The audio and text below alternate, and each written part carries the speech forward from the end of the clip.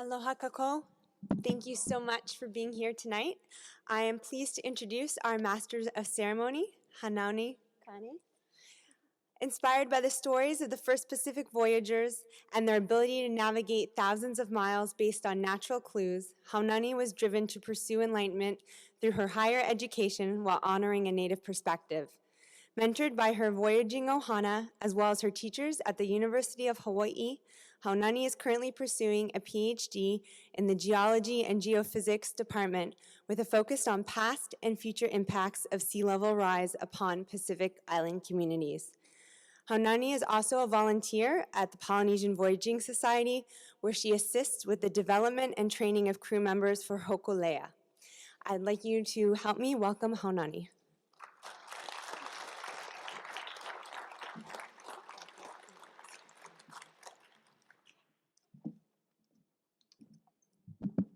Aloha, everyone. So thank you so much for joining us tonight. There's lots of room up in the front, so if you'd like to move forward, that would be great. Thank you. So we started the night with Pukamai Kala, which celebrates Papahanaumokuakea, and I think it is a great way to introduce the night as we celebrate our Kupuna Islands and make our way down towards the younger islands here in the main Hawaiian Islands. So tonight we will start with a panel of distinguished local and international leaders, including Peter Sale, Hannah Kihalani Springer, and Edwin Ekolu Lindsay. We will then follow up with a panel of students with a wide background from the local university system of Hawaii. And as we all know, our va'a are embarking on a worldwide voyage, sharing global lessons of sustainability and the celebration of people in place. We are really lucky at this point in time to be embarking on a new journey where our young people are becoming well-versed in both the culture and traditions of our elders, as well as the perspectives of modern science and conservation. So I would like to start with a round of applause for both our panel of what is said on the flyer as kupuna, which not all of us may feel like they fit that role, as well as our panel of student leaders. So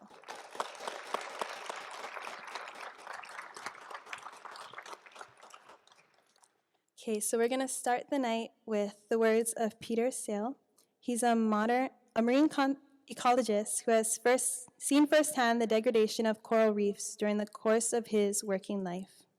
A Canadian at the University of Hawaii, he established his lifelong engagement with coral reef fishes. He has focused primarily on reef fish ecology and on management of coral reefs, and he has produced numerous books that really are the best in the field. He has been a faculty member at the University of Sydney, University of New Hampshire, and University of Windsor, where he remains Professor Emeritus. Peter published Our Dying Planet using his own experiences to help tell the story of global environmental crisis. So please welcome Peter Sale.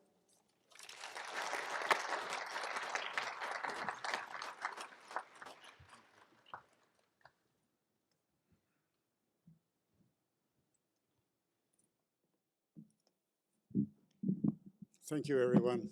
I'm going to begin by repeating the invitation to move forward. I think this evening we're doing what Hawaiians refer to as talking story, and it's much nicer if it's a close group. And I'm going to talk story from a scientific point of view, but I'm not going to bore you with a whole bunch of science. But I want to talk about why coral reefs are marvelous. why coral reefs are wonderful, and why we need to know how wonderful they are. Okay. I'll figure it out in a minute. Whoops. There we go. I'm going to tell you a story.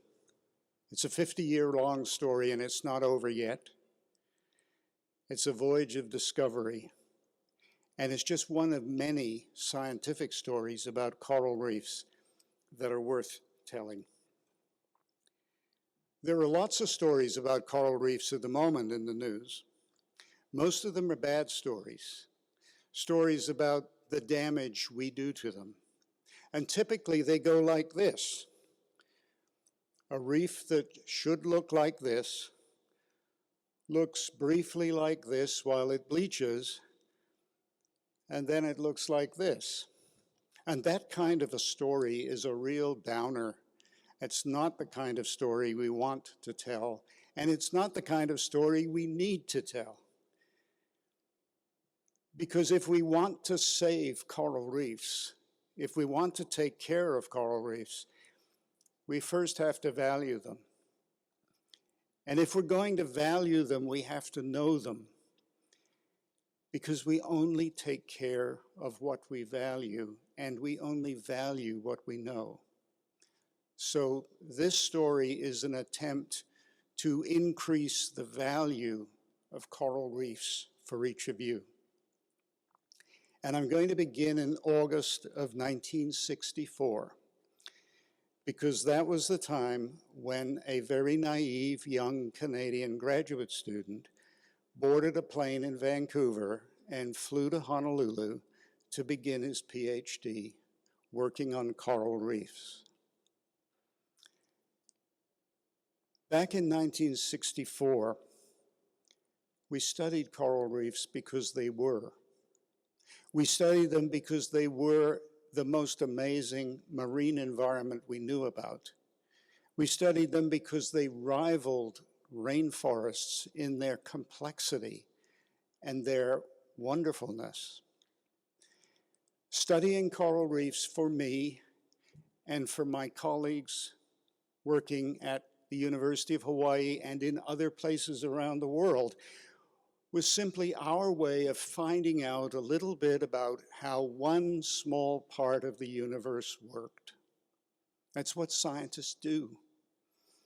Scarcely any of us studied human impacts on coral reefs, or though there were some back then.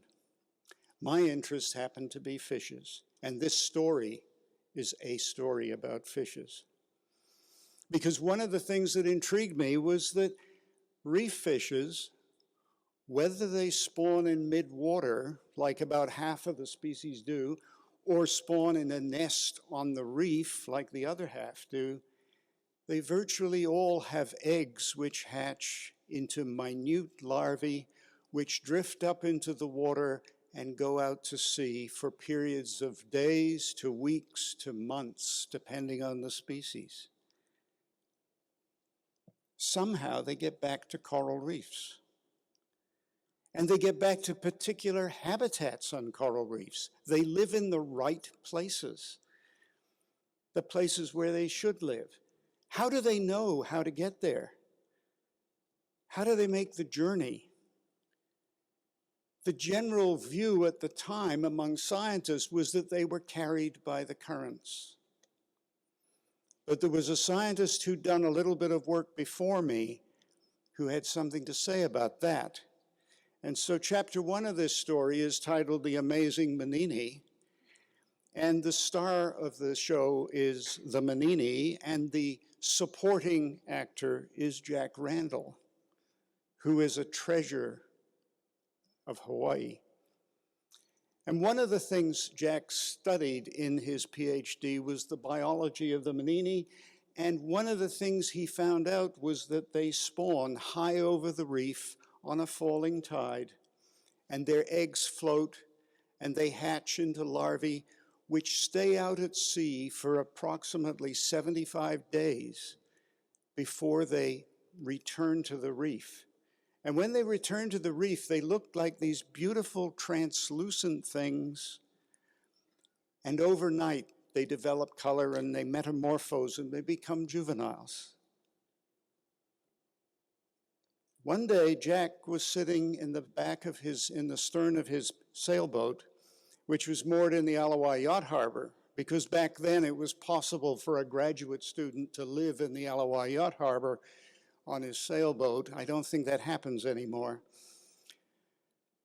He looked over the stern and he saw some manini swimming into the harbor, larval manini, and the tide was going out. And he knew in that instant that they were actively getting to shore. They weren't being carried to shore by the tide. They were swimming against the tide. And he knew that at least the last part of their journey was a journey they made voluntarily. I came along. I put that picture in to let everyone know that all of us are young ones. One of the things I did in my PhD about a decade after Jack was, and incidentally, I read his thesis very carefully. I looked at a large number of plankton samples that had been collected in the open ocean off Hawaii, looking for larval surgeonfishes. And I found some, but not a lot. And so I wrote a short paper in which I concluded that the numbers of larvae out in the ocean were so few that to believe that they got back to shore by accident, by being carried by the currents, didn't make sense. They had to be actively doing it. And that raises all kinds of problems, all sorts of interesting questions. Do all reef fish actively get back to the reef?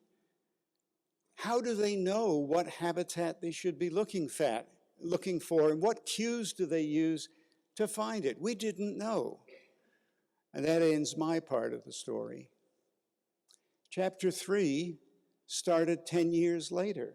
Another graduate student at the University of Hawaii, Jeff Leese, who studied the distribution of larvae out in the ocean by towing plankton nets at particular depths and particular distances from shore.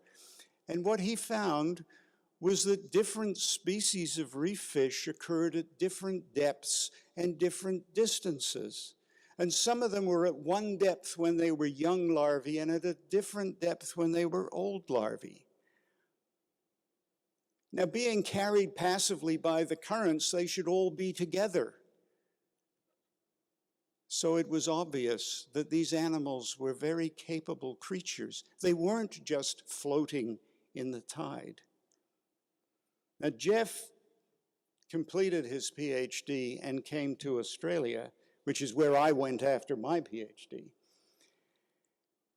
And so chapter 4, I've titled Larvae as Behaving Beasts, because Jeff Leese spent his career looking at larval fish biology of reef fish and asking questions like, how fast do they swim?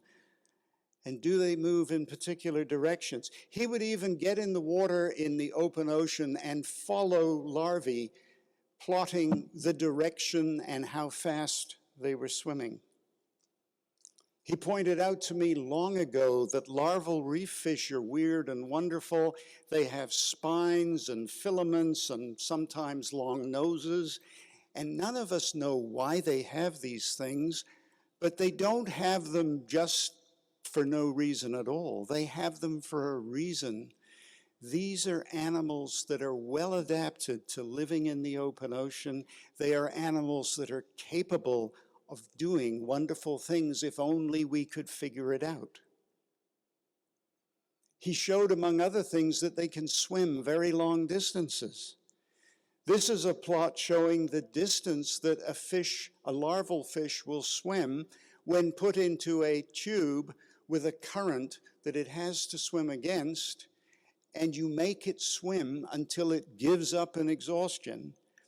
And the manini and its friends, the surgeonfishes, are the best of the swimmers.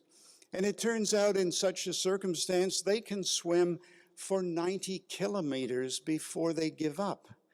That's about 60 miles, 55 miles.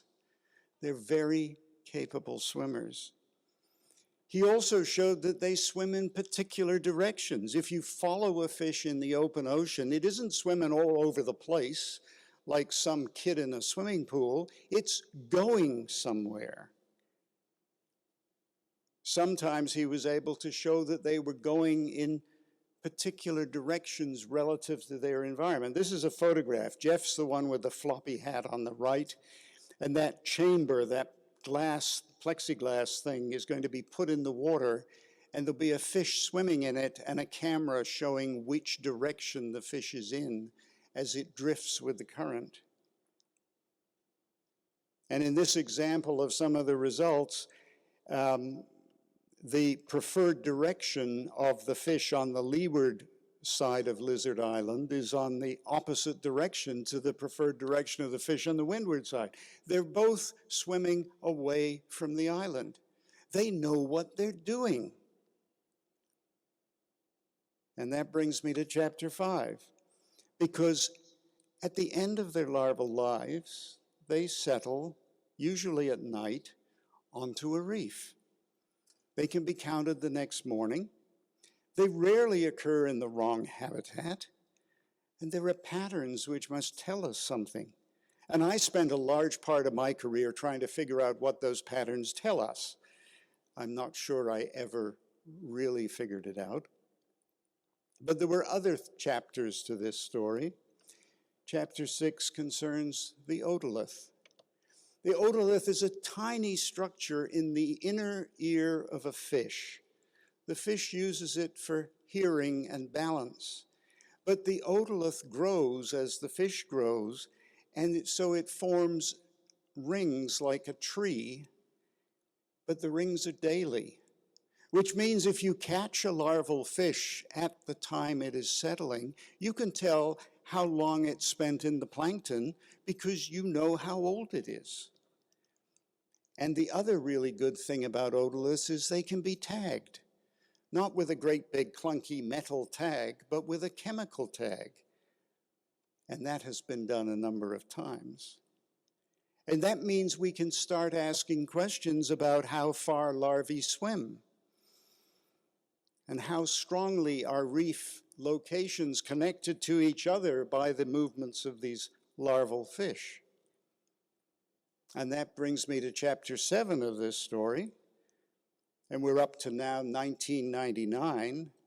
And Jeff Jones, a New Zealander who spent his career in Australia, did a study in 1999 in which he labeled otoliths of the star of this chapter, the ambon damselfish. He labeled the otoliths with tetracycline. He took advantage of the fact that damselfish have eggs that are laid in a nest. So he was able to take whole nests and put them in a plastic bag for half an hour with some tetracycline. So he labeled 10 million larval fish before they hatched, and then waited a month, which is the length of their larval life, and collected 7,000 newly settled juveniles. An enormous amount of work. This is Lizard Island where the work was done, and that's the ambon damsel.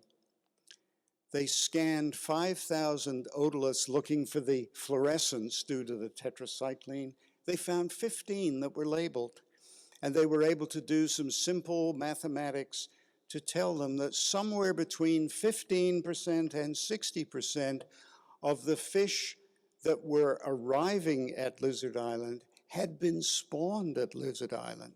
They had gone out into the ocean for a month, and somehow not only had they got back to a reef, they had got home. And that was a huge piece of news. Since that time, otolith tagging and genetic techniques have been applied to anemone fishes like these, to butterfly fishes, to damselfishes, and even to real fishes like the coral trout.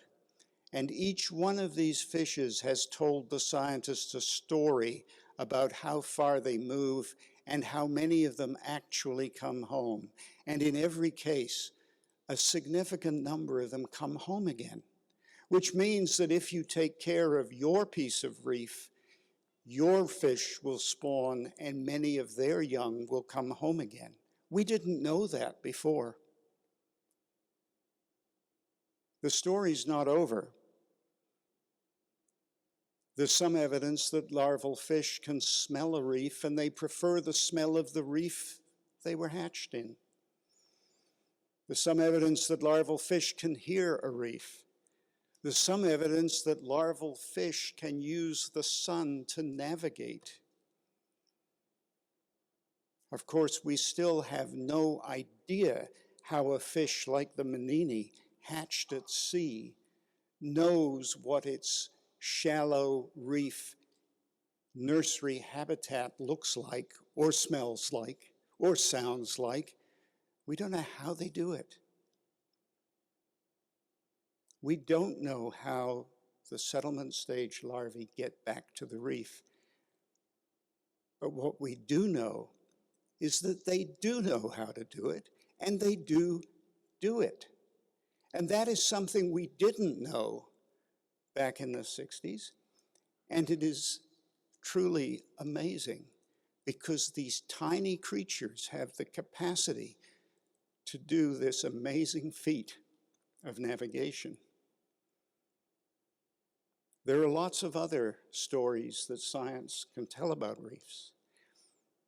Too often the scientists don't take the time to make the story clear as they're busy explaining the statistics. But reefs are full of truly amazing stories. They're wonderful parts of our planet, and we're absolutely privileged to know them. The story I've told you is just one of those stories. And I want to leave you with one thought.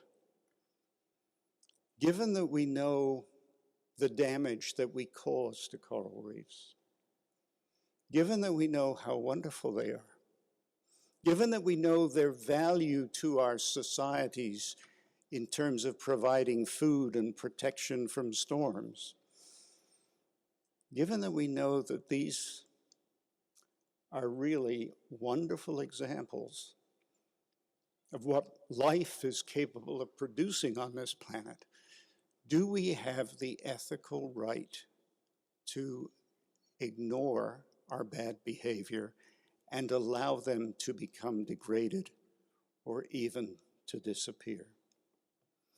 Every one of you has to make your own decision about that question. I know what my decision is. Thank you very much.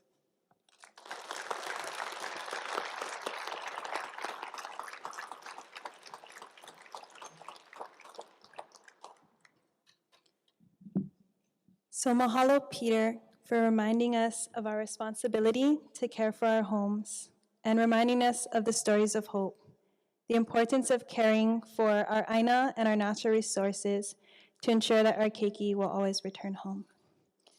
So our next speaker is Edwin Ekolu Lindsay, and he is on a mission to protect and restore Hawaiian cultural resources. He continues his father's legacy with a belief in the Olelo No'eau, or proverb, He ali'i ka aina, he kawa ke kanaka. The land is chief, and we are its servants. Ekolu is president of Maui Cultural Lands, an organization dedicated to the preservation of Hawaiian culture, archaeological sites, native plants, and the island's first people. Ekolu is also a cultural consultant for the Maui Nui Marine Resource Council and a co-founder of Pola Nui Hiu Community Managed Area.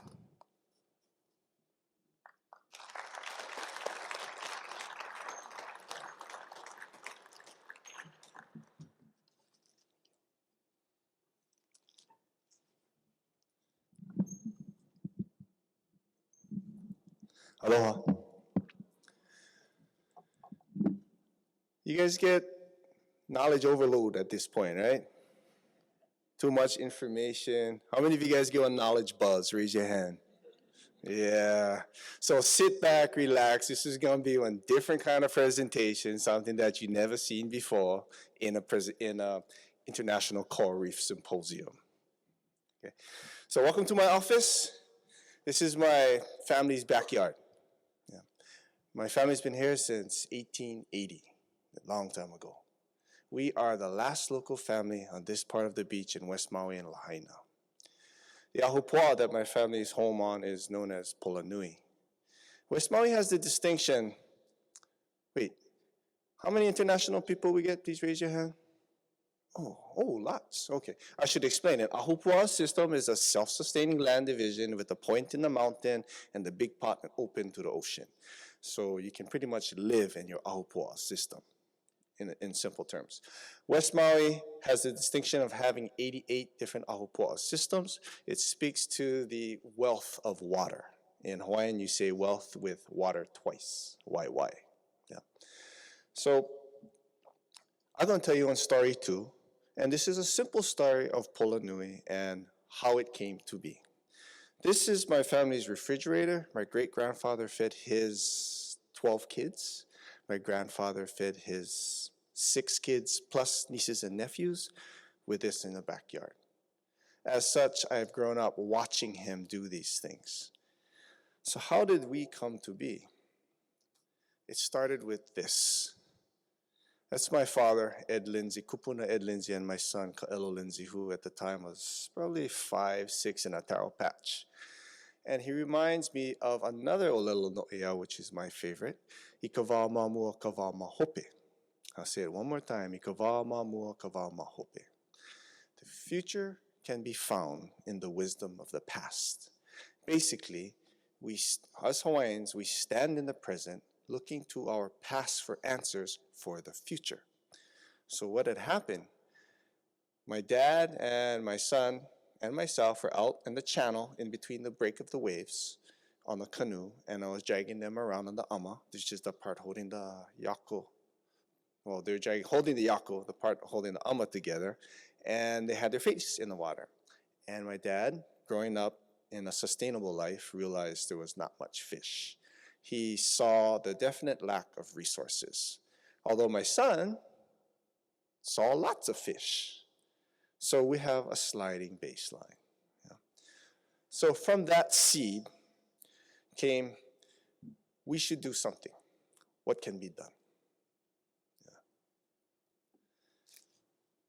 So we started gathering people from the community, talking about the challenges we had, with the help and support of the Nature Conservancy in community capacity building. We did a train-the-trainers program. We did 3.5 trainings because there's a lot to do. So we looked at the challenges, where we can be successful in, what species we want to bring back.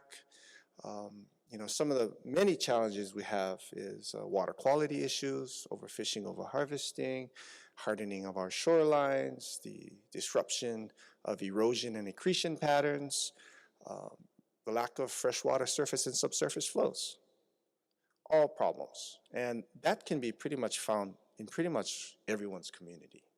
But we don't want to point a finger at fishermen or the guy taking the free water and making money up above us. We don't want to point any fingers. It's just everyone's got to help with this problem. So as a community, we got together, we came up with a vision, our goals, objectives, a beautiful strategic plan. And the thing I didn't get prior to starting this is we got to establish a baseline to see if we're successful. Enter science. Until we started this program in 2010, I didn't even know corals had a name. Yeah. To me, the yellow coral you see, which is Parades lobata, to me it was brain coral. I didn't know it had names. So it was quite challenging for me to learn the science behind it all. But now I get to translate science into everyday language that the community can use and understand. Coral polyps. Local people don't understand what that is. Unless you understand the kumulipo. That's your foundation of life.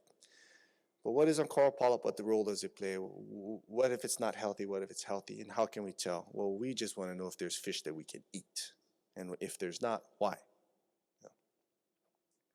So Polanui Our boundaries for our community managed Mackay area roughly is about a third of a mile of coastline, 222 acres, out to about 70 feet in depth, covering different types of habitat, different structures, and we also have a stream at our southern boundary that is currently running. It used to be a very perennial stream, but over the last 3 years, it's been running because they have people up above farming taro. Yeah, taro is pretty much important to Hawaiians up above there. As such, what had happened when that water started flowing, we don't have mud anymore in the ocean. That steady flow of water kept on flushing that stream. So when the large episodic rain events happen, I don't have ankle-deep mud to step in when I'm going out to go surfing. That was a pretty cool thing. I wish I had science involved to figure that out so we can get the other streams flowing, but that didn't happen. So it's just, I'm gonna just have a series of pictures. So as I tell the story, you can kind of just look at our backyard and go, wow, that's cool. So this is a group of us, we get together, we meet the first Saturday of the month. We get in and we do surveys, we talk about where we're gonna go, but our end goal is to bring balance back to people, the land, and the ocean. Yeah. Basically the spirit of everybody involved. And one of the things that we do, surveys. Thank you to Nature Conservancy. We learned how to do surveys. We have a very simple one, the one with the little square check boxes, that's the presence absence surveys. What that does, it gets community involved. It gets them in the water. It gets them looking under the water. A lot of people have not been in the water a long time. What kind of fish do you see? Oh, hardly check off any boxes. Something must be wrong. The other survey we have is the abundance survey, where we actually go and count fish, and you got to learn your different fishes and different cycles, and that establishes our nearshore water baselines. Nature Conservancy has supported us by doing the outside baselines. So what our community is asking for is a community-based subsistence fishing area designation with that's recognized by the Department of Land and Natural Resources. So what that does is it gives additional teeth to the area and community co-management with the state. It's a very long process to go through. So we've did our homework. We've established all our guidelines, what we want to do. Now it's getting out into the communities in a broader reach. Now Lahaina is a very transient place. It's very expensive to live there. So most of the community members have gone. We're the last one on that side that used to fish that area. So we need to open our arms and welcome everybody in. Yeah. Even the people who just visit for a little while, they love to come help and do something. So we've engaged with many different people. In this case, this picture here is the Agriculture Leadership Program. And that was pretty awesome because I got to understand the importance of water coming from a cattle industry. And if he no more water up there, his cattle gonna die. I said, well, same thing down here. If we no more water down here, the fish has a hard time living. So it was interesting to see both views. We've also engaged in teachers, Kamehameha schools, giving the teachers a place-based learning experience to learn the name of the wind, which is Ma'a'a. The name of the rain in Lahaina is Pa'upili, because it describes the way the rain falls on the pili grass on the hillside. As it falls, it looks like a pa'u skirt, a sahula skirt. Yeah. Learn all these things, and it gives them ideas of how to get across for tomorrow. I kind of interested in helping tomorrow for a better future. I think today we can do the best we can, but it's those kids that are really aloha. Yeah. We've also had support coming from Al Jazeera. They came up and did a coral bleaching event. We had a 100% coral bleaching event last year. 100%. Every coral colony was affected by coral bleaching. But we're not just engaging with teachers, we're engaging with the students. This is Lahaina Luna High School, Marine Science Program, and the Hawaiian Club. We also engage with the intermediate schools, Maui Preparatory Academy, and their science. So we have them in the water and looking and experiencing the wonders that the ocean has to offer. I found out that a lot of these kids don't know how to go snorkel. So we teach them that. Teach them some la'au lapa'au. In the bottom corner, Lisa is grinding up some pohuihui, which is good for coral cuts. Yeah. So when you're in the ocean, you get your medicine box right on show. You just gotta know which plants you need to use. So we teach the kids these things. But we've also tried to engage with other communities to get them to do something. And in this case, we went forward to Oluwalu. Oluwalu is one of the mother reefs of West Maui. It also feeds Lanai and Molokai. And there was some big development issues going on over there. So by engaging with communities and trying to look at their resources so they can learn to malama. Malama is to take care of properly. Yeah. But there was one piece that was missing, the legislative piece. Not this session, previous session, KUA and many other Nature Conservancy and other people had helped sponsor a lot of different community organizations like Pulanui to go to the Capitol and meet with the legislators. A lot of the legislators make decisions based on PowerPoints from economically interested groups. So I encourage any group to get those decision makers on board, get them under the water, get them in the mountains, so they can understand the resource that they're making a decision on. But not just at the state level. Let's go up a little bit higher. Department of Interior, when they went to the United States Coral Reef Task Force, let's go big. Let's make big asks from them and see what we can do there as well. Decision makers need to get into the resource in order to make informed decisions.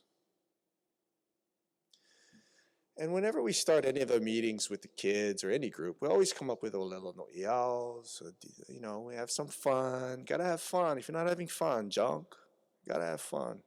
Yeah. So we teach them different things. But one thing I found that was very important, especially in dealing with high school kids, or even when I was dealing with the teachers, we have them write down, why should you care about the marine resources?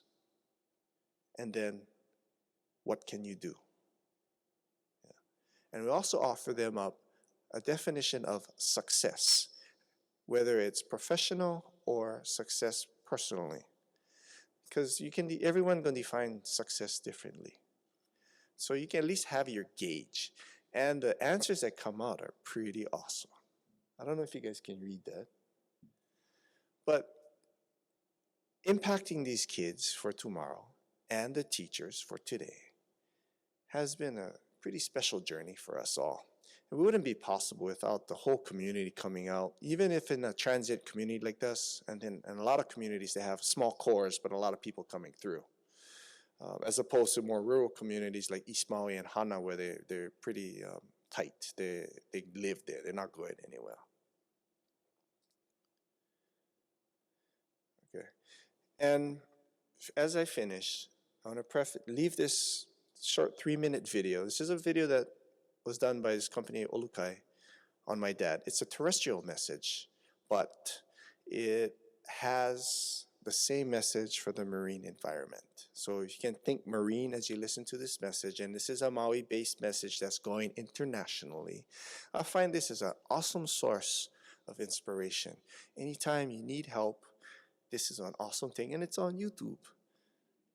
So go ahead, Dan. Let's go back. I would like for you to consider the amount of attacks we have had upon our cultural sites. If these sites are destroyed, as my 4-year-old grandson asked me, "Grandpa, why is this important?" It took me a little while what this 4-year-old kid was trying to ask me. And my answer was, because that's who we are. If you destroy these places, who are we? What makes Maui special? You know that 75% of the endangered plants in the United States come from Hawaii. We need to come back out here and protect these things that have evolved for millions of years. and it's not found anywhere else in the world. Aloha is endangered. Too many people misuse and abuse the word aloha. Aloha is love and compassion. It's not me, my, I. It's love and compassion. Compassion for everything around us. Compassion for the land, the ocean, living things.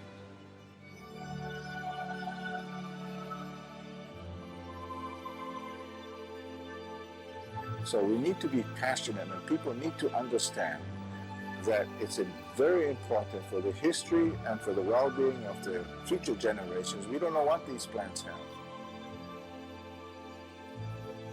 that can help us.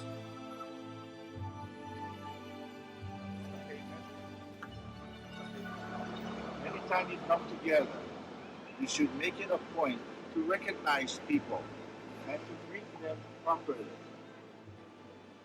so that nobody's a stranger. Where did life come from? Ikikai. Where did we come from? Ikikai. We must malama each other, this earth, this ocean, and all living things. These things are good for us to use, not to abuse.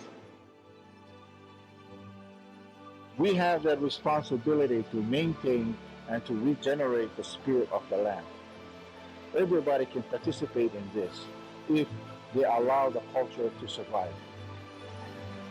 Otherwise, Hawaii will just be another name on a map with no meaning. There are certain things that money cannot buy, and this is one of these places where money cannot buy. This is who we are. If you take this away, who are we? Just voices in the wind.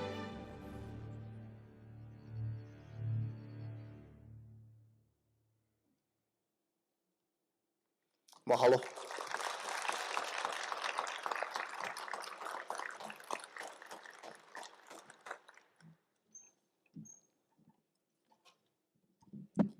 So again, mahalo ekolu for sharing with us your family's intimate connection to their home and the way by which a community can translate science into an everyday language that can be used to manage an ahupua'a or a land division from Mauka to Makai.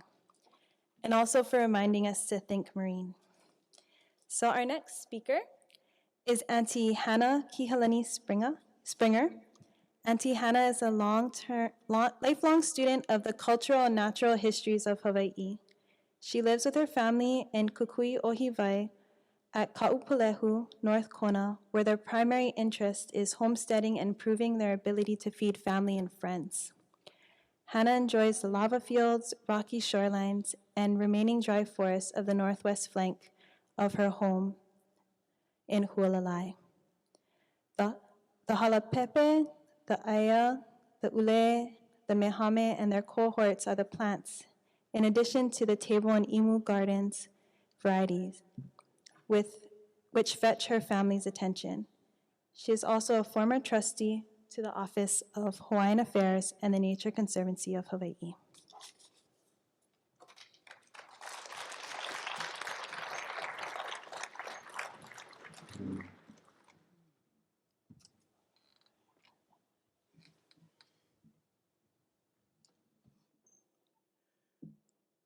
Aloha mai kākou. O au no o Hannah Kihalani Springer. O au no ka pulapula o nā pulapula o ko mā ko aina aloha. O kukui o hiwai ka inoa. A aia o kukui o hiwai. Ma ke kaha vai ole. A aia o ke kaha vai ole. Ma kona a kau. O au no ka pulapula o nā pulapula. O au no o Kihalani. O au no ka pulapula o Kihalani a me ka nani. O Kihalani ka pulapula o Kihalani a me ka hiva. O Kihalani ka pulapula o uluhe malama a me Kihalani nui. O uluhe malama ka pulapula o luka a me Iowane. O luka ka pula pula o ke aloha a me ka maele. O ke aloha ka pula pula o hai ha a me ka hopula au. A hai ha ka pula pula o hailau a me kino lau. Kia mau pula pula nā pula pula mauli no o ko māko aina aloha. No laila, aloha mai ka aina, aloha mai nā pula pula, aloha mai kākou.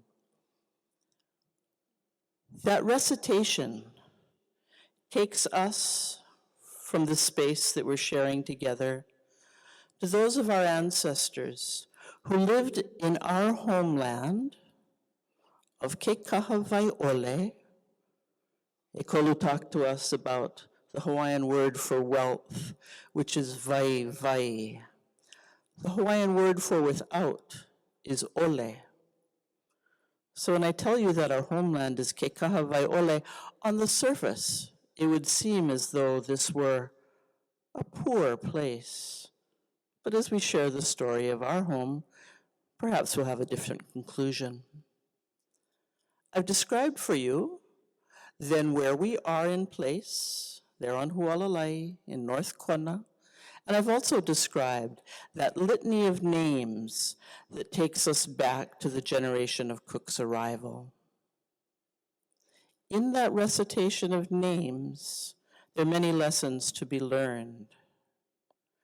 Since this is a coral reef symposium, among the things we'll talk about are the values of the reef, the valuable things of the reef, and how we relate to them.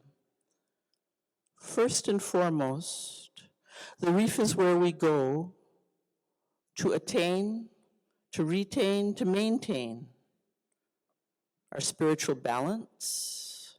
From the time of the ancient gods to the time of the new word, it's a place where we go to restore, to rejuvenate, to refresh.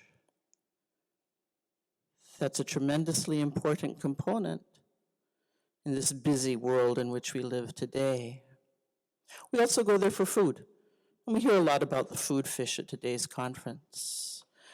The food is not only the fish, it's the limu, the seaweeds, it's the urchins, it's the mollusks, it's the limpets.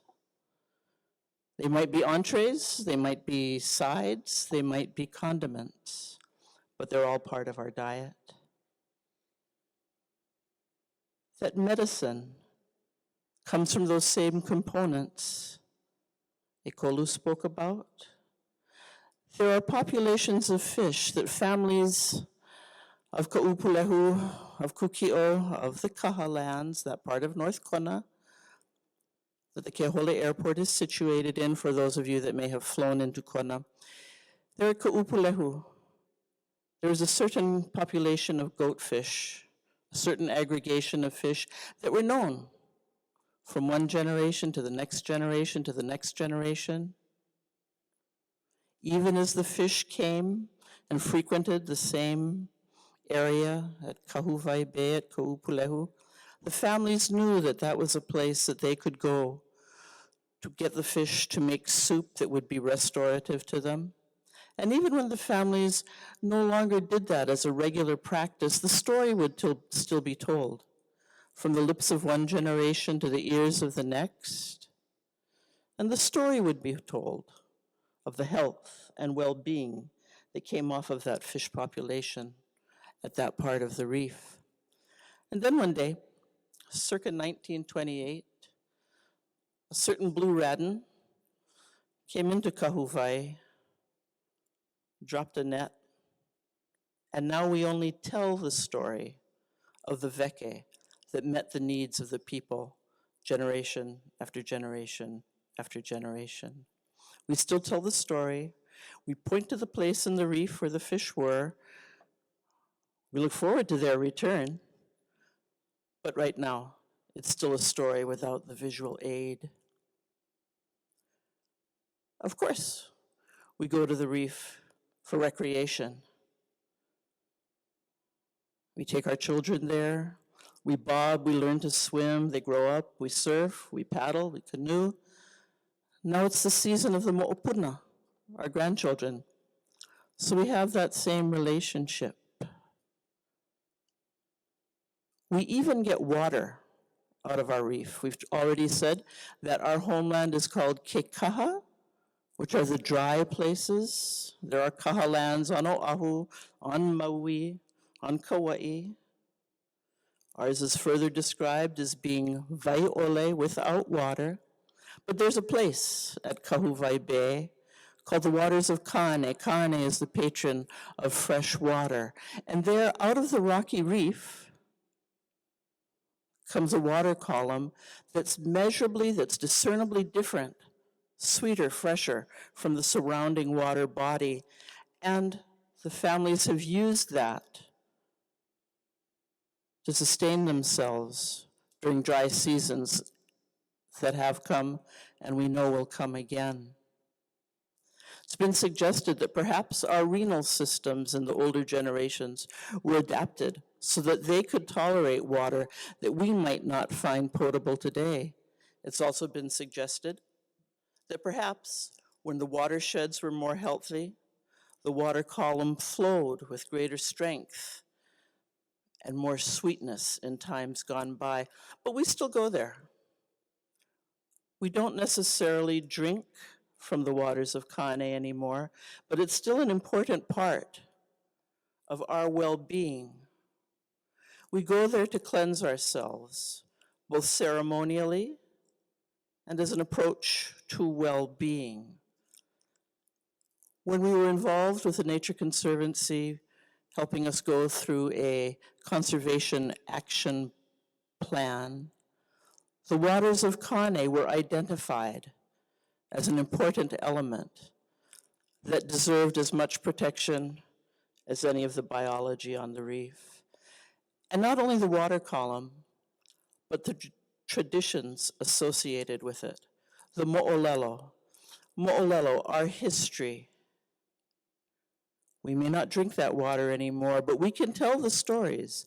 We can tell the history of when that water sustained us through those dry times. In that litany of names that I named for you, we faced a number of changes. Starting with the generation of Cook's arrival, we're exposed to the rest of the world for the first time.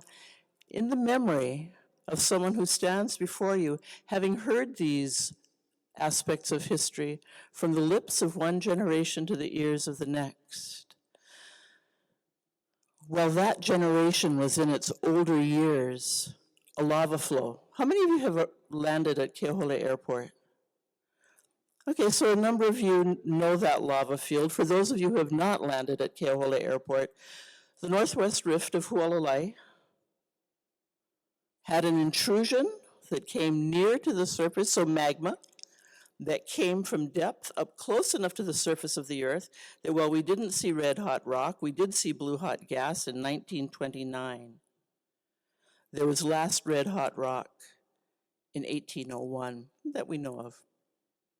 In 1801, an eruption broke out near to our home, about a quarter mile from where we live now, and it filled the breadfruit grove of Kamehaikana in the uplands. It filled the pond of Pa'aiea in the lowlands. The pond of Pa'aiea was described as being 3 miles long and 1 mile wide.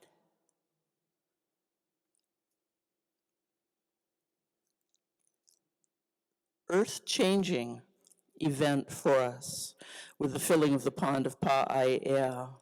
Kamehameha, who was a chief on the rise at the time, marshaled his human resources, went down the coastline to Kiholo, and caused there to be built a fish pond that was described by visiting English missionary William Ellis as being 600 acres underwater.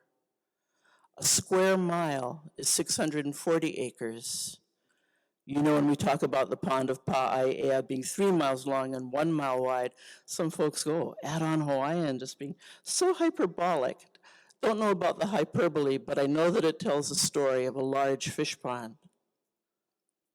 The pond at Kiholo, well, the Brits aren't known for their hyperbole or adding on, so it must have been 600 acres underwater. It shows our adaptation. It shows our response to that sort of change. As we move through the years and the generations, goats were introduced. For our family, that was our first entry into the capital system. What would you be doing with goats? Think kid gloves. We still use that as handling someone with kid gloves. We became goat herders. A few generations after that, we became cattle ranchers. These things caused great change on our homeland, but we entered into them, and they're part of our kuleana as we recover from them. At about the point of my 5 times great-grandparents, there was an intervention in Hawaii, and the air, the life, the breath, the sovereignty was snatched from the land for the first time. Fast forward another 50 years, after the restoration of that air, the life, the breath, the sovereignty, it was snatched away again. What these stories tell you, there are about half dozen tsunami in the mix, is that rather than being resistant to change, we've gotten right on to with the resiliency. We've gotten right on to the recovery of whatever change we've been presented with. Great change in my life happened in 1975 when the Queen Ka'ahumanu Highway, a 2-lane highway, it's expanding now to 4 lanes, but a 2-lane highway was built across the lava lands that previously had not been open to vehicular traffic. What that resulted in was an immediate and increasingly precipitous decline in all those fish and their cohorts that we talked about as being so important for food, for medicine, for balance in our lives. Toward that end, in response to that rather, we've worked together over 17 years to bring forward a proposal of a 10-year all-species rest there at our home waters of Ka'upulehu. We're calling it Try Wait, because we're not saying try stop. We're not saying let's never fish here again. We're saying Try Wait. It'll be the topic of a presentation on Thursday. I stand before you waiting. We're waiting for the governor's signature, having passed the Division of Aquatic Resources and the Board of Land and Natural Resources hearings. We outreach to the scientific community. Chad Wiggins, Eric Conklin, Rebecca Most, who are here in their scientific capacity, have become part of our community. If community is described as people who care for a place and are engaged with it, they're wonderful examples of the dialogue and exchange between the scientific community and the kama'aina, kama, children, aina, of the land. And Jack was talking about when we're talking about the manini, the Hawaiian term for manini as they gain their colors is ho'omana. And so, as we gain mana, the spiritual force, this comes with knowledge and acting upon the knowledge. Again, we're less interested in resistance because global change is coming, whether it's economic or climate change. Let's get to the resiliency and the recovery, and let's do it together. Aloha mai kākou.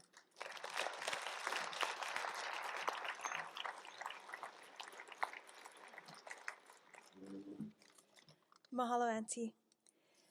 So I wanted to just do a little brief recap. So Peter shared with us stories of hope.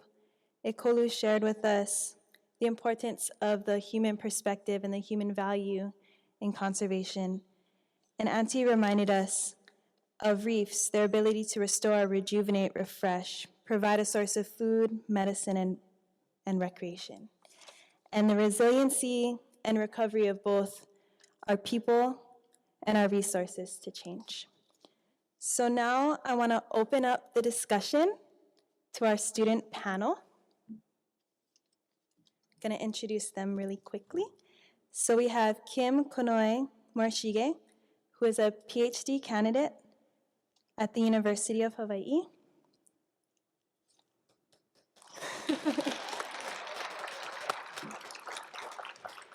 And we have Konoe Stewart, who is currently a Marine Fellow with the Nature Conservancy.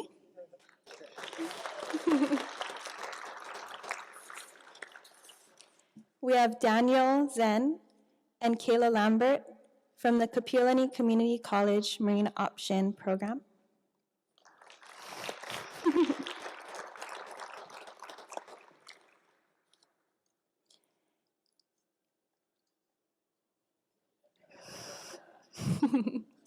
We've all just met each other tonight.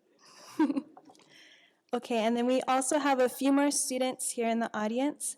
We have Reiki Young, a recent college graduate from the University of Hawaii at Manoa and Hawaiian Studies, Amanda Wong and Mia Delano from the Global Environmental Science Program at the University of Hawaii.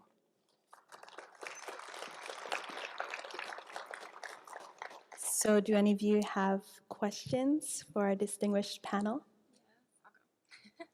Get it over with. Okay, I have a question for you regarding, I loved that you took the initiative to get kids snorkeling, because I totally agree with that. And I feel like, you know, with a lot of people, especially me, that's kind of where it starts. You know, you go snorkeling and you see everything.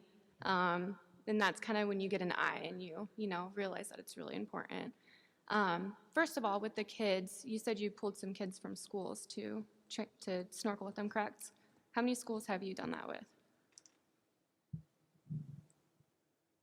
So question is, how many schools have I taken kids out with? Yeah, have you done it with a lot of schools? I think, or? well, West Maui only has 3 schools.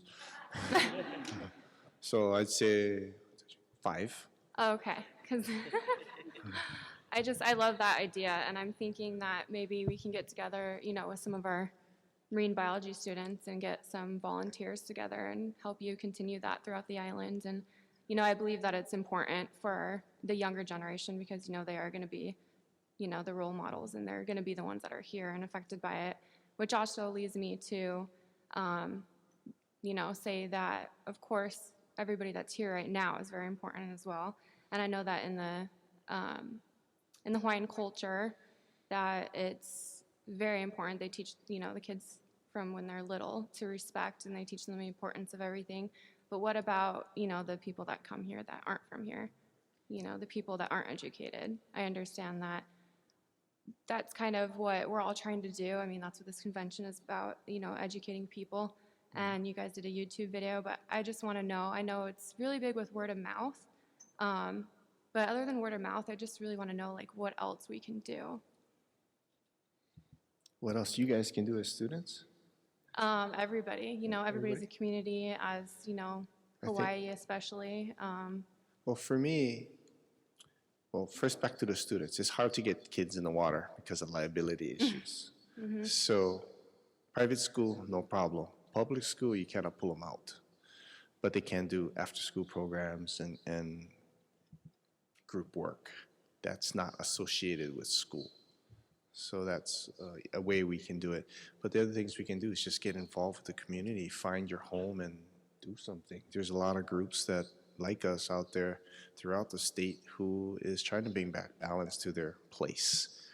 So I would say get involved. And for scientists to get involved, find out the community's needs and build that capacity within yourself to help the community meet their needs and help guide them through the process of their end goal.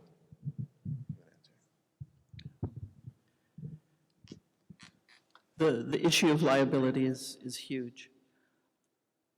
We bring to Ka'upulehu, there's an interpretive center that was installed as part of the development land use process, and we invite and entertain and educate students from pre-K to postdoc there. When they come at as university students, some of them have come as part of the Nature Conservancy internship program. So in that case, the insurance is covered. When young students are able to come, they're able to influence their families and affect their families' behavior when they go to the beach, when they're armed with that knowledge. So service days are also great opportunities. Is that good? All right. Thank you. Sure.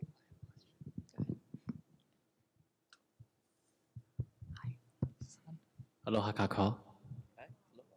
So I have a question for Ikolu. So besides ecological factors and things like human impact, such as overfishing, water quality, going to the state, as far as challenging your plans, what else would be hindering your optimal goal of restoration when it comes to Hawaiian cultural resources? Good question. I told you don't ask me hard kind. Actually, we haven't had much opposition so far. The opposition has not come out. We've put it out there on social media. I've done TV interviews. We've been out there. So as far as opposition, we're asking for a 5-year rest period. Yeah. So you would think that opposition would come out immediately. Not yet. So we're still vetting this out through the community to find out what happens. But my family is kind of default konohiki because nobody else around. So kind of worked pretty good so far. Awesome. Thank you. You want to answer something? Well, just to be engaged citizens. Participatory citizenship is an aspect of this world in which we live. When we engage in participatory citizenship, we understand that there's a range of opinions within the community that we will have to deal with, but we've heard throughout today's discussions the notion of communication, of exchange of information. We heard that we value what we know. When we know one another, it's harder to take exception to one another. When we were engaged in legal action at Ka'upulehu, the families were pitted against one another. The system provided for that. We made the conscious decision never to break the condition of aloha kekahi I kekahi. We were on opposite sides of the action, but we never broke the form of aloha. And it allowed the conversation before the State Land Use Commission to be elevated to a higher form. No one shrunk back from being incisive, but everybody made sure that each other was protected to allow for higher level conversation. Mahalo.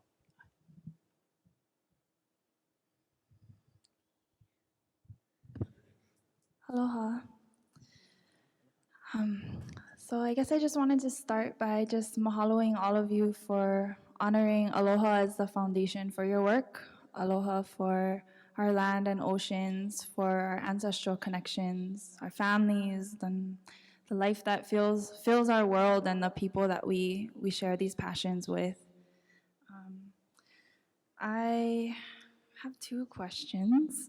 The first question I'd like to ask, it kind of goes off what Kayla asked about as far as what we can do, but this is a little more focused. So I wrote this down because I'm a little nervous and I didn't want to forget and confuse you guys. So I'm just going to read off of what I was writing down while I was listening to what you were saying.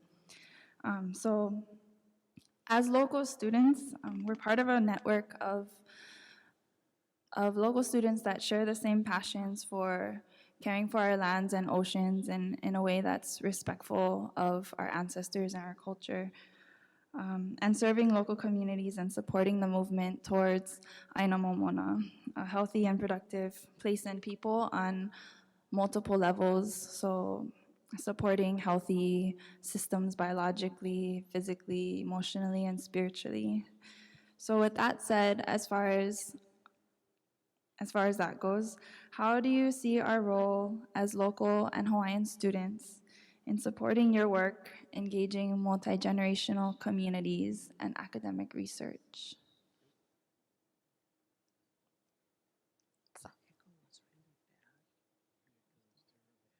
The echo was really bad. I Oh, couldn't. okay. Can you guys stay away from the Oh, mic a okay, little bit? too close, okay.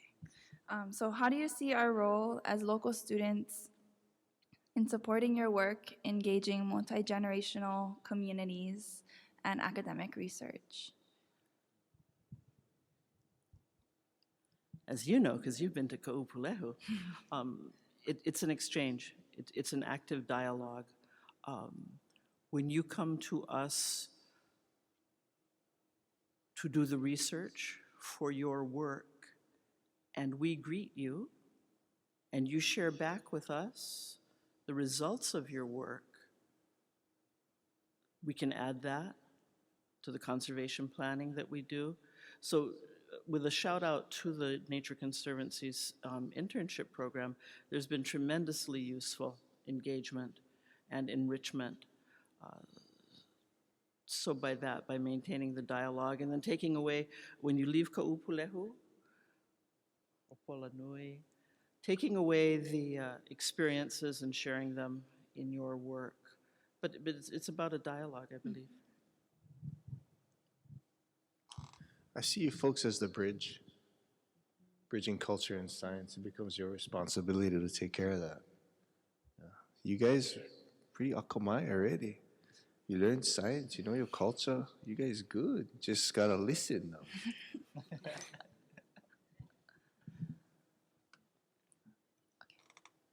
Peter, did you want to add to that? Yes. I was sitting here thinking, and the thing you're discussing, the bridging of science to culture, it's not only a problem in Hawaii, it is a problem everywhere. And finding ways to articulate the science so that they are meaningful in the context of the culture of the group that you are communicating with is really important. And I think sometimes scientists don't work hard enough at this. We're too busy talking to other scientists, and we need to find ways of communicating the important messages to other people. And at the same time, we also need to listen to other people, because there are ideas and attitudes that are important, and they can inform our science. So the building of those bridges is really, really important. And the other thing I wanted to say is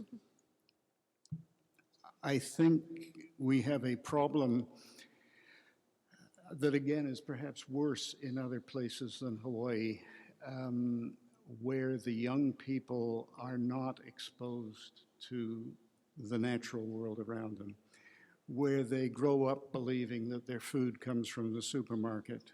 It doesn't come from the supermarket. That's just the last stop on the journey. And they don't understand. And any program that brings young people into the natural world is only good, because it connects them.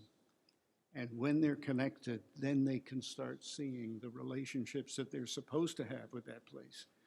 And we in the West have largely lost this. I heard a statistic a little while ago which has been haunting me, and it refers to Japanese children, but in fact, I think it refers to children in cities all around the world. And the statistic was simply that 50% of Japanese children have never climbed a tree. I'm not sure that climbing trees is important for your development. But I know that when I was a kid, I climbed a lot of trees, and it was an important part of my life. And I think it's tragic that we have people growing up in places where there are no trees to climb. And there are lots and lots of suburbs all across North America where the biggest tree is barely able to, you can put a cat up in the branches and it's okay, but if you climb up, the tree falls down. I think that's a problem. And so getting people connected is really important. And scientists can play a role in that because we can tell stories about the places that make them real in other ways. Okay, so I see we're approaching the end of our evening. So I'm going to see if Kanoe has a question. And then maybe we may have time for one question from our audience. Mahalo nui loa. I guess kind of just building off of your guys' last answer to what she asked about how can we, I guess, be that bridge. So whose kuleana is it really? Is it the scientists, the researchers? Are they the ones that are supposed to start that dialogue, to start that conversation? Or is it the us kanaka that go up to the scientists? Because I know scientists, they can be a little awkward sometimes. They don't really know how to talk to everybody. And then us, we get a little defensive with, oh, who's this guy coming in and all these kinds of stuff. I've got a very simple scientific answer. So, yeah. So dialogue is a word that begins with the syllable di, which is Greek for two.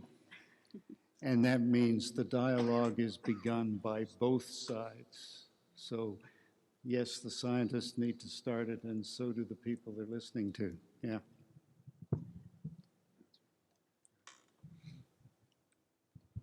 He mea kākou, yeah. It's a kākou thing. And as off-putting as scientists are, so can we be also. So we all need to ha'a ourselves, ha'a to become humble in that dialogue. So it's normalizing the relationship, yeah? That so many of your generation are taking the dual academic path, the olelo and the science. You're the embodiment of what it is that we're talking about, but it's a kākou thing. And kākou is the pronoun that includes all of us.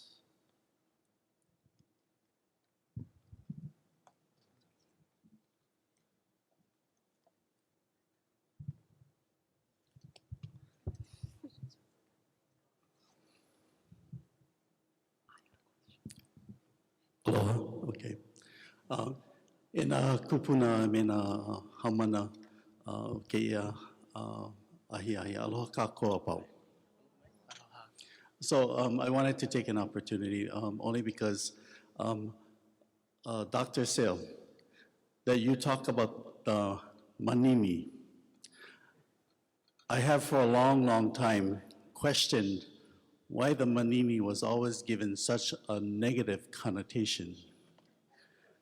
Every time you wanted to talk about a situation that in your view was diminished, you would say, oh, some manini you, And I've been asking the question about how did the manini get such a bad rap that we always refer to it as the small thing, the not so important thing, and yet the manini where I grew up is my favorite fish to eat. It is my tutu's favorite fish to eat. And in fact, they would pulehu it, guts and all, put the pa'akai and put it in a bowl of hot water, and they would lomi it, and then they would eat it as the pulehu manini with the soup. And that's how delicious that fish is. But I am very, very thankful tonight that you have given such an important value to that little fish in many, many ways, and I appreciate you having to share that. But one thing I wanted to connect with the opio or the makua now to the kupuna with the manini. You talked about the value of the manini in that they go far away to sea and they're going to find their way back home. And I think one of the values that our opio need to know when you talk about what is the connection that we have, to carry on this work. Well, one, you better know the taste of the manini. Because if you don't know the taste of the manini, then you don't know the value of that fish. And how are you going to find your way back home if you don't know the taste of manini? My wife is Poehaule, blue eyes, blonde hair. When she first came to the island of Lanai, and we were pulehu the manini, and then she looked at this fish and she said, "Is this a good fish to eat?" I said, "Yeah, you should eat it. But we eat it guts and all. Because the guts are only limu, right?" And then she looked at it and she goes, "You really eat the guts and all?" I said, "Yeah, you know why? Because for you, especially as a woman, the iodine content in the limu is something you want to have." And so my wife, in her first taste of manini, carried that thought about, it is nutritious for me, and she has savored now the fish and its flavor, guts and all. And if you ask my wife today, that blue-eyed, blonde-haired lady, about what is her favorite fish, she will tell you manini, guts and all. Okay. So, but what I want to share is that there is such a value and a connection with the fact that this little fish not only will scent its home, find its home, travel against the current to its home.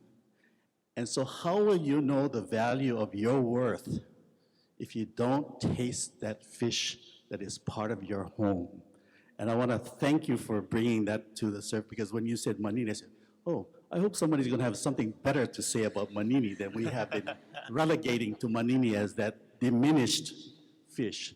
And so I say mahalo, but the lesson is that unless you carry that, the taste and that the essence of that land or that ocean or that kai that is attached to that place, then I don't know that you will have within you what the manini has to make sure that it gets back home. So I just want to comment and say I thank you for that. And I wanted to be able to talk about the manini because it is the favorite fish, so mahalo.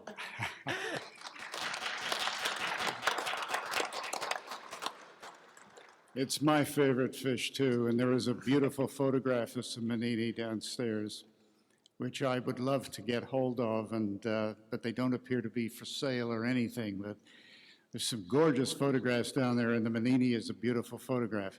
I was going to tell you, thank you, you just gave me another recipe. The only recipe I was taught for manini as a graduate student here was that you grilled it on the barbecue, and then you tore strips off and you ate them as poo-poo with beer. And that's what I was taught. But I love the manini, and I love it as a creature, not necessarily as food. A creature that does marvelous things. And we are surrounded in this world with creatures that do marvelous things. And I think the more we know about that, the better we appreciate the value of the places that surround us and that sustain us. And it didn't have to be the manini, but there are so many stories on a coral reef, and so many of them are weird and wonderful. And that was what I was really trying to get across. Yeah. But I love the manini, and you love the manini, and we'll eat manini together one day. And I wanted to add this, that I may have some people that I know that might be able to get you that picture of the manini.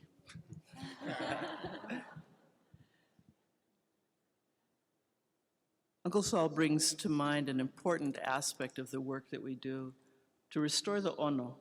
And that's been a topic of conversation at Ka'upulehu, that for what do we do this restoration?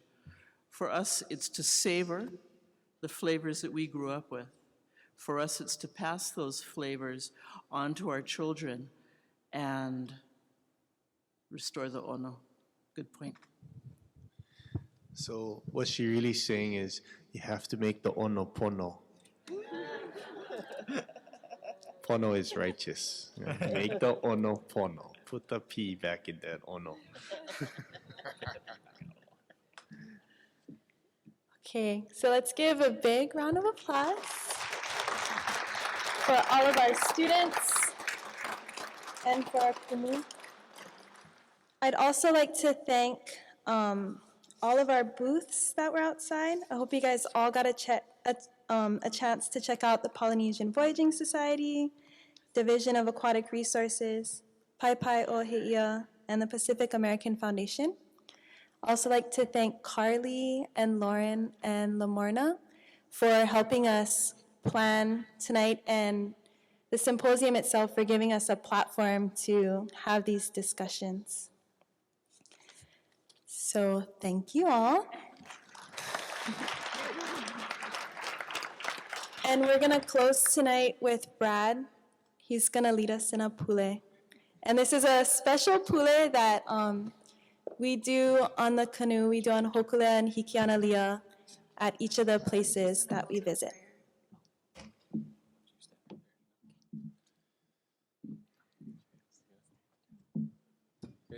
Pule kako. Ohea na mako kalani. E maliu mai I nei a leo pule. He leo haa a he leo ho mai ka ino hoi. E malama mai a mako a palekana a puka I ke ao malama lama a puka. Mahalo nui. Thank you everyone.